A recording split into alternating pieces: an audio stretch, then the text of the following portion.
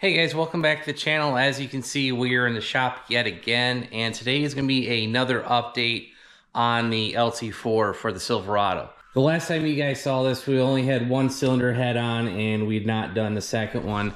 I have completed that install. Everything went on without issue. The head gasket is facing the right way. We've learned that lesson from the LS9. And obviously we got the valve springs, we got the retainers, everything put in, we got everything torqued down, and you can see we have our ARP hardware. We had no issues with the ARP bolts, everything tightened down just fine. And yes, I held my breath the entire time, kind of like we did with the previous video, but this one went just as smooth as the other one. So I don't know, I don't understand why that 1/2-inch head stud pulled out in the old 6-liter, but it is what it is. And yeah, so moving forward, today what we'll be doing is starting off by assembling the front end. So that's going to be the oil pump, the timing cover. We might get the pulley on there, the harmonic balancer. Just not sure of that just yet. I don't know if we showed this before, but this is a Katech for the LT motors, and you guys can see this says this is for the L87/L8T. Now, when I did order this, I had sent a couple pictures of the motor over to the sales guy at Katech, and I'm glad that I did, because I wasn't sure what exact pump I was going to need, because it was a GM 6.2 liter LT4 block without the displacement on demand LT4 wet sump. And then I told him I was having the L8T crank in it. So I gave him all that info, and he noticed one thing was my block has the 2 holes in it for the alignment tab. I don't think the regular LT1 has that. The LT4 may have that. I'm just not 100% sure. And so if you look, this little tab right here and this little tab over here, those are the alignment tabs. That will basically help us align the oil pump when we bolt it in. Now, I did find the GM install instructions for a engine mechanical oil pump replacement.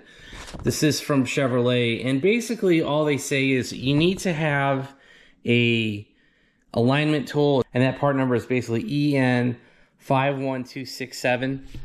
That is for a used oil pump install. I did see some of these tools. Basically, they sell some brackets that you bolt into the engine block, take the oil pump off, and then when you put the used pump back on, that's where that alignment goes.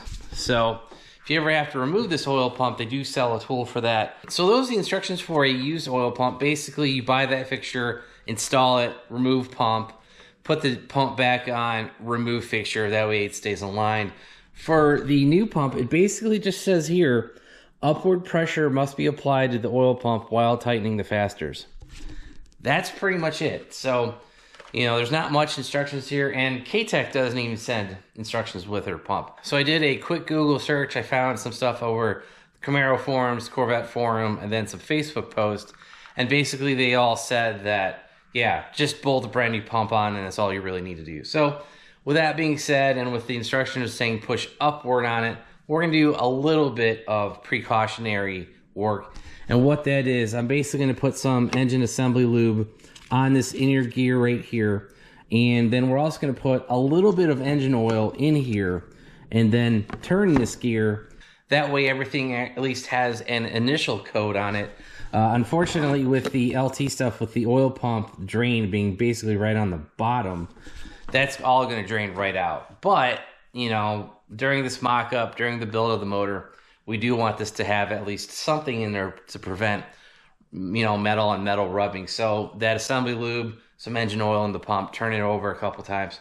That should be all we really need to do to prepare this. So we've got some Vera 130 weight oil. We've got some engine assembly lube from Lucas. All right, so we're gonna pour a little bit of oil in here, and we do have a drip tray down below the motor, so I don't think we need to put too much in here, but just a little bit. Fill this thing up. Let's rotate the pump. Yeah, I can hear the oil. It's quieting down, so we're just rotating the pump. And actually, we might be able to just... Nope. Yep, it's getting quieter. Okay. So we are able to rotate this thing. I don't know if you guys can see that on camera or not. I apologize, but try not to make a mess here. All right, so let's basically pour that back out. won't be a lot, but okay, we poured that out. So that should have taken care of everything inside the gear. This is just basically going to be extra insurance. And then this engine assembly lube, again, is just more insurance that we line everything up and it stays proper like the way it's supposed to be. You know, you want this thing lubricated. So, all right, let's go ahead and try to put it on here. I have no idea how this is going to line up.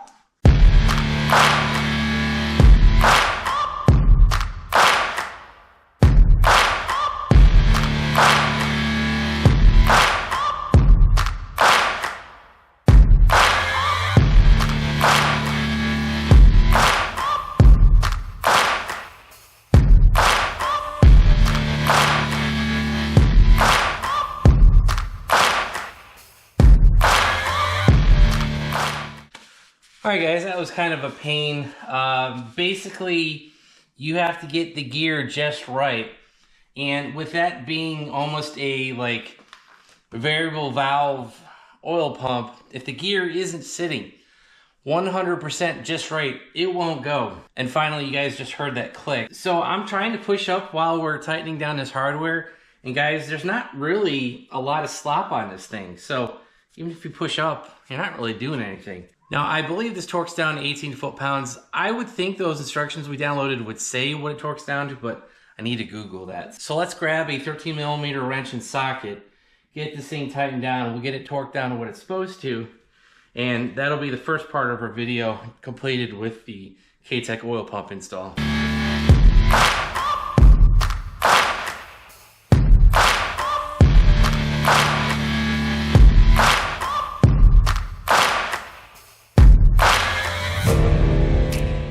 As you did see, we were holding it while we tightened it. Like I said, there's just not enough slop in this brand new billet pump for it really to move anywhere. So I think we're good to go. We got this hand tight. And now we need to basically torque this to 18 foot-pounds.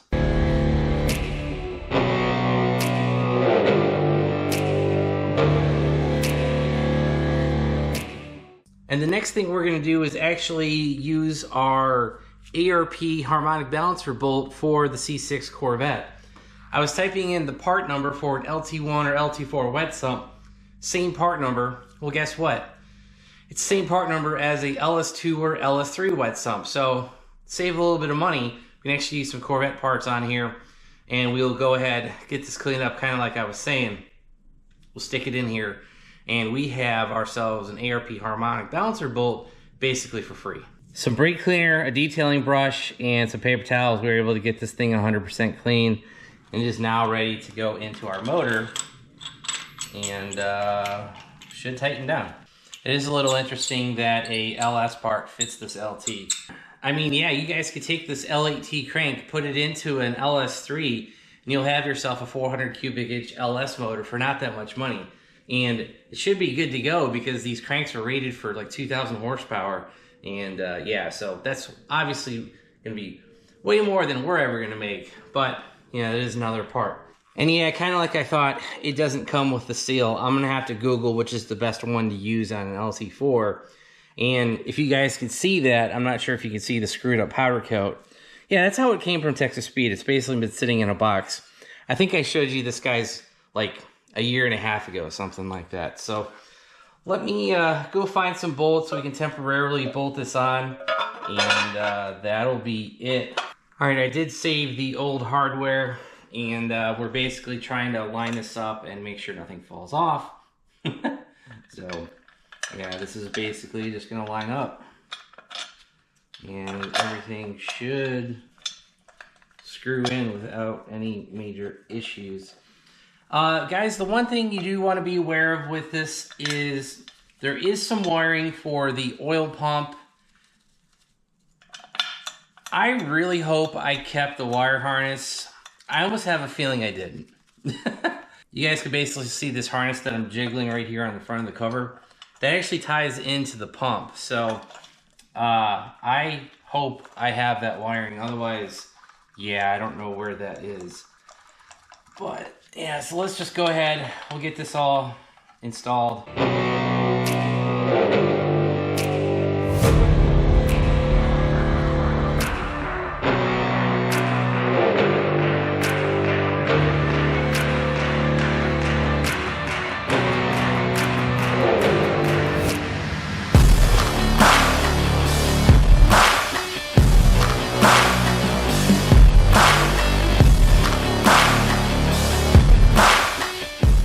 So that's pretty much it for the mock-up of the front cover. Let's go get the top cover. Again, there might be a gasket for that. I just don't really remember, and get that thing installed. I think we're missing some bolts on that one too. Yeah, I'm pretty sure that we are. So, all right, here is our top cover. Again, this is from TSB. We featured this on a video very, very long time ago where we basically deleted the vacuum port on the bottom here. There's a plug-in here from, I think it's from Mighty Mouse Catch Cans. Yeah, basically we deleted that port. So I don't think there's anything we got to do in front. No, we don't, because that has been deleted from the inside. Other thing you need to know, there is a O-ring for here. There's also all these cylinder deactivation O-rings. Our engine doesn't have that, but I would almost place money that the O-rings here sit where those need to be. The 6-liter in my C6 had the same thing. It had these O-rings. There's no displacement on demand, but it still had an O-ring there. So I need to go ahead and order all the seals for this. Now again, all these parts are pretty much just going on for mock-up to see what we're missing, what we need to order. And again, the front cover does not have a gasket. The rear does, but the front and the oil pan do not. They use basically a caulk tube of silicone. I don't know what the actual technical name of it is, but yeah, so this is all gonna have to come back off. We have to buy that, let's call it caulk from GM, that silicone RTV stuff. And then we'll go ahead and slap this on when we are ready and fully done. All right, guys, I think that is gonna be a wrap for today's video. We are pretty much done with everything that we can bolt to this thing right now.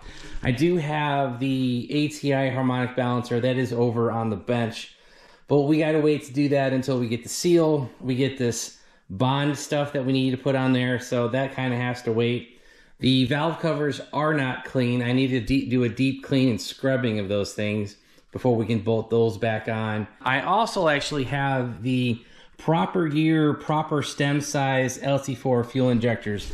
I'd covered that in a previous video. You guys have to be careful with what cylinder heads you have, what GM part number, and what injector you use, because they did change the diameter of the injector, the stem that goes down into the cylinder head. You guys can see that right there, that port. They did change that sometime around like 2020, 2022, something like that. So you guys do have to be careful that they did change the injector. And then the other thing that we can't finalize is all the tubing, the fuel rails. There's a rail that goes underneath here that connects the left from the right. And the other thing I haven't done is order the high pressure fuel pump. We basically have to go buy a brand new one, or even if they're used, they're still pulling like $1,000 minimum. I think they're like $1,800 new, something insane like that. So I need to go ahead and find one of those, get that ordered. And then the other thing is, I think we've talked about this in the past as well. When we get that, I can't do the final install on that until we tear the truck down, because I need to take basically the regulator or the electronics off of that fuel pump, put it on this fuel pump. And the reason we have to do that is because the LT4s, I think they have to communicate. And the LT4 was designed for like Camaro, the Corvette C7. It wasn't designed for Global B. So they basically don't talk to each other. So I think how this is gonna work, we're gonna run the LT4, Camaro or Corvette high pressure fuel pump. Then we will run the electronics from the L87, put that on there, and that should get us to work. Something like that. I could also check to see if the Escalade V high pressure fuel pump will work. I don't know. I need to do some cross shopping on the part numbers. If that would be a bolt-in, that might be the thing that we do, because I also need to pick up the Escalade V internal tank fuel pump, because again, even that's different. So it's just, you start at one end, you start with the injector, you start with all the tubes, you start with the high pressure fuel pump, and then you end up in the back in the fuel tank in the truck. It all has to basically be upgraded and replaced to the LT4. So yeah, that's gonna be it for today's video. So if you guys like this video, hit that like button. If you want to follow along with the journey on this built LT4 400 cubic inch L8T monstrosity of a thing, hit that subscribe button, turn on your bell notifications. If you guys want to help support the channel, check out all the links down below. Probably get you some part numbers for some of the tools, some of the parts that we used today. And I think that'll be about it. Oh, also make sure you check out our website, BonecrrusherSS.com. We have a ton of used C6 parts on there because we've taken a bunch off the C6. So that'll probably be the next video, is back on the Corvette. And anyway, also check out merch, stickers, t-shirts, C6 parts, also some SS parts. Wow, that's a throwback. But anyway, yeah, all that stuff's on the website, and that's going to be it. Thanks, guys. Have a great one.